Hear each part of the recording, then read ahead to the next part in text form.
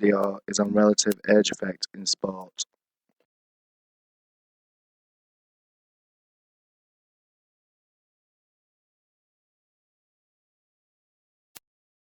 Relative age effect, RAE, definitions and opinions.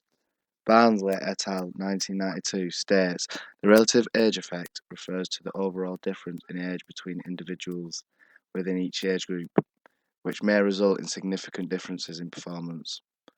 Also, Helson et al. 1998, the relative age effect highlights that there are more elite athletes born in the earlier months of the year, in relation to athletes being born in the later months of the year. You can see in this photo here, Everton striker Romelu Lukaku is playing at the youth age. You can see in this photo he is much more physically developed than all the other players around him. His height is much greater than any others, and also his body mass is much better than everyone else's. This gives him a greater advantage at the youth stage in football, which has given him better opportunities. Basketball is a great example of a sport where physicality is a dominant attribute. The average height of a basketball player is 6'7". This height puts the player at a massive advantage, allowing them to tower over their smaller opponents.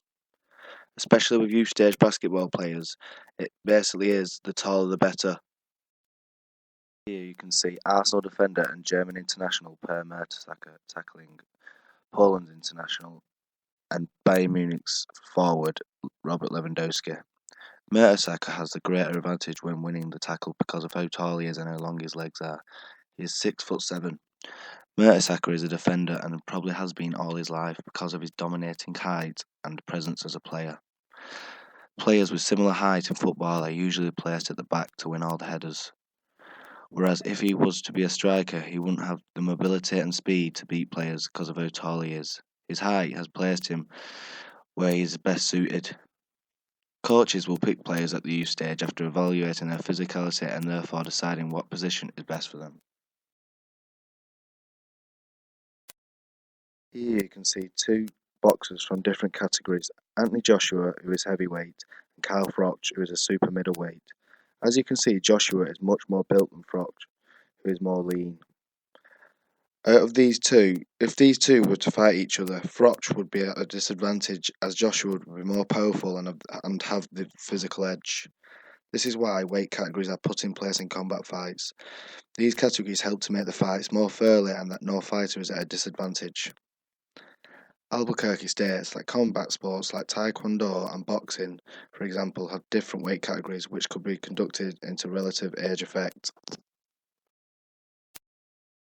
Referring back to when I was talking about height being a disadvantage for some players in football, if you see here there are two famous strikers, Zlatan Ibrahimovic and Peter Crouch.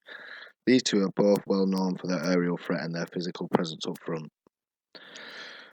So questioning myself here, do tall players just have to go at the back? Not really. Tall players don't just have to play at the back, they can be a threat in other areas, centre and midfield winning all the headers, or up front winning all the headers too. As you can see by the photos here, Peter Crouch and Zlatan Ibrahimovic win most of the headers that they challenge for.